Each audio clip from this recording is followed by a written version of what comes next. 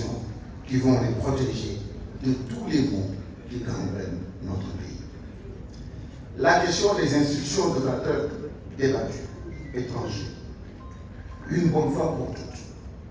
L'hypertrophie du pouvoir exécutif devra être corrigée au profit du législatif et du judiciaire.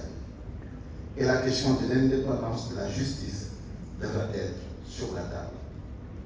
Pas comme si on le fait d'habitude avec des formules inopérantes autour de la rupture du lien de subordination entre le ministère de la Justice et le parquet, mais autour de vraies propositions qui prennent en compte la double nécessité de l'indépendance et de la légitimité populaire des magistrats.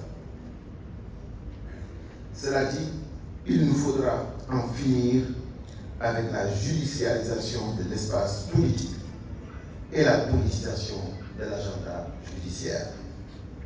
Il est insupportable que l'on puisse ne serait-ce que soupçonner la main de l'exécutif derrière les affaires qui concernent les acteurs politiques. Nous ne pourrons pas non plus faire l'économie d'un débat sur le rapport que nous entretenons avec nos forces de l'ordre. Il s'agira de prendre le temps de redéfinir leur rôle dans une société plus juste, plus transparente, plus soucieuse de la sécurité de chaque citoyen, afin de ne pas les exposer aux décisions politiciennes si souvent décriées. La question de nos ressources naturelles et de toutes nos ressources ne saura être en reste. Il s'agira même d'une question majeure pour l'échéance à venir. Tant il est certain que différents groupes d'intérêt tenteront d'influer sur les résultats de cette élection pour les raisons que vous savez tous. Les indépendances à nos jours, nous ne savons pas par quel type de Sénégalais nous sommes et que nous avons voulu construire. Il est urgent aujourd'hui que nous puissions nous poser la question: qui voulons-nous être? Pour quel pays? Je veux la religion de l'éducation, une tâche qui fera que nos enfants seront l'ultra-priorité de notre pays. Pour les éduquer, pour les former, pour les encadrer, pour les aider, pour les amener à avoir un emploi décent et aujourd'hui à pouvoir être les relais de parents qui ont tant subi des indépendances à nos jours.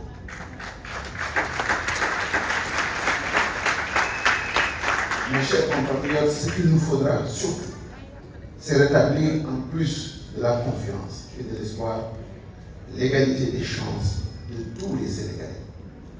Ça passe par la réduction de la privatisation à outrance de tous les segments de notre pays, par la régénération d'un service public de qualité et surtout par une politique fiscale qui incite les plus riches à contribuer au même titre que tous les citoyens et de manière proportionnelle.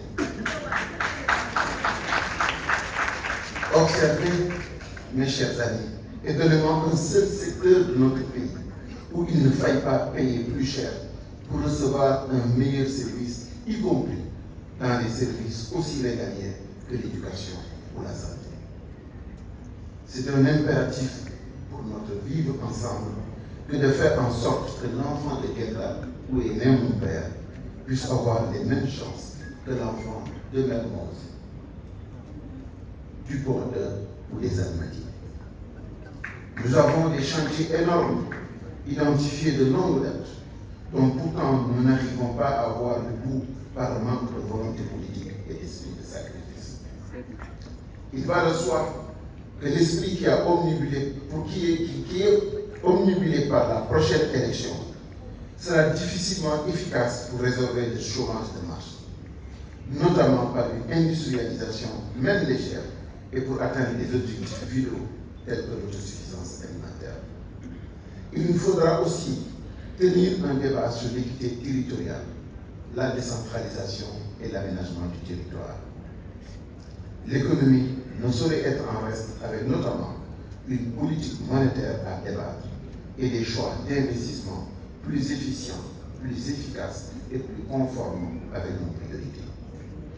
Mes chers amis, il s'agit là d'autant de sujets pour lesquels nos concitoyens devront se déterminer lors de la prochaine échéance pour mieux dessiner les contours d'un avenir qui, sans nul doute, sera radieux. Il se trouve que pour chacun de ces sujets et pour bien d'autres, la formation politique que j'ai l'honneur de diriger, le FSD-BJ, par ma voix notamment, dispose de propositions singulières et concrètes qui méritent d'être portées à l'attention des Sénégalais. C'est la raison pour laquelle, avec l'onction de mon parti, le soutien de mes amis et de ma famille, et en toute responsabilité, j'ai décidé d'être candidat à la prochaine élection.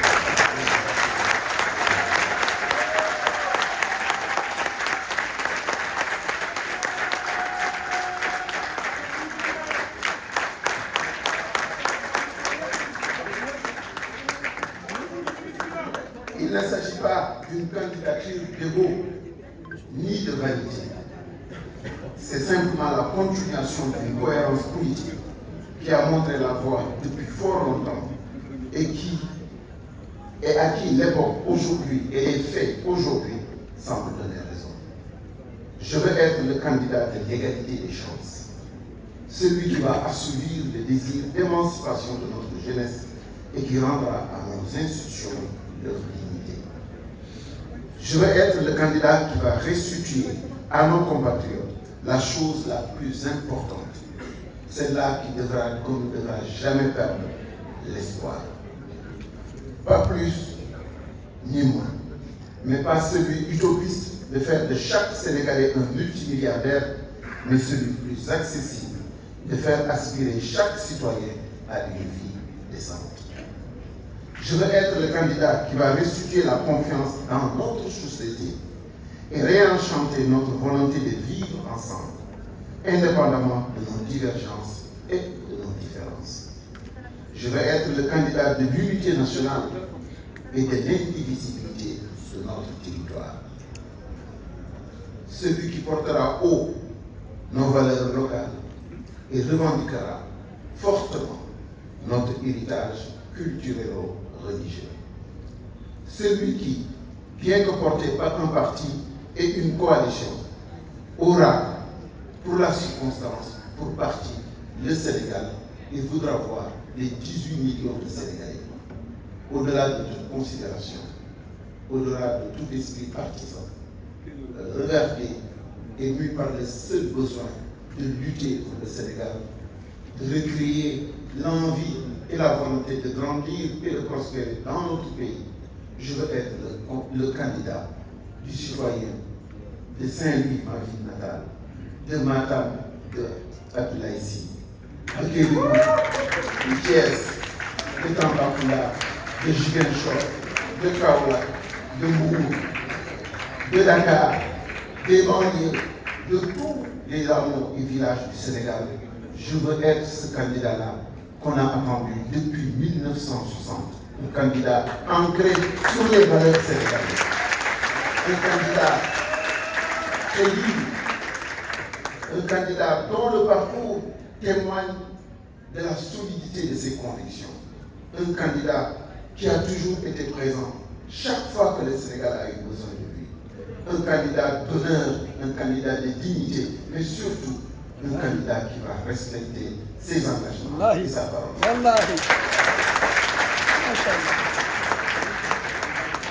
Mes chers amis, il ne m'a pas échappé et il ne vous échappera pas que ma candidature vient s'ajouter à une liste déjà bien fournie. Mais je ne me suis jamais dérobé face à mes responsabilités. Je porte en moi un parcours des idées et des convictions. Je travaille avec des cadres émérites, patriotes à bout de champ, et qui ont le Sénégal au cœur. Et je dirige une formation politique dont la voix compte et porte dans notre cher pays. Nous disposons d'une offre politique renouvelée malgré un corpus idéologique intact depuis plusieurs années et qui semble aujourd'hui plus que jamais coller à l'aspiration de nos concitoyens. Il ne nous sera jamais pardonné de priver le Sénégal de la possibilité d'avoir un candidat de la trempe de chef d'entreprise.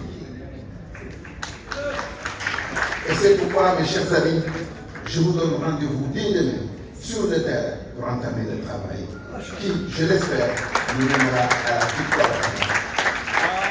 Je prie Allah subhanahu wa ta'ala pour qu'il préserve notre pays, notre héritage, notre patrimoine, notre terre, le Sénégal. Je prie Allah subhanahu wa ta'ala qu'il raffermisse les liens entre chaque Sénégalais, qu'il réconcilie tous les Sénégalais, qu'il nous unisse dans le travail, la discipline et le service pour l'ensemble de nos concitoyens, comme le rappelle du reste Cheikh Ahmadou Bamba.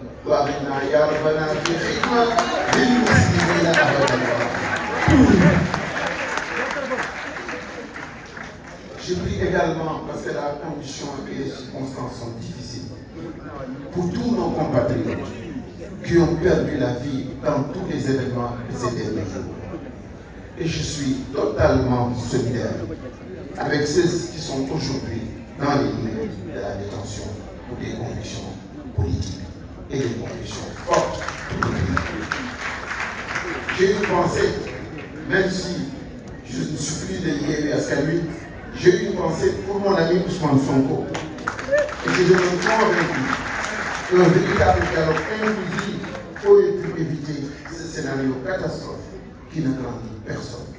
Car l'inclusion, la vraie, celle-là que nous attendons tous, devrait permettre aux Sénégalais et aux seuls Sénégalais, détenteurs de la souveraineté, de décider en toute liberté qui parmi les millions de Sénégalais est apte ou non à présider aux destinées de la nation. C'est ça la démocratie et pas autre chose.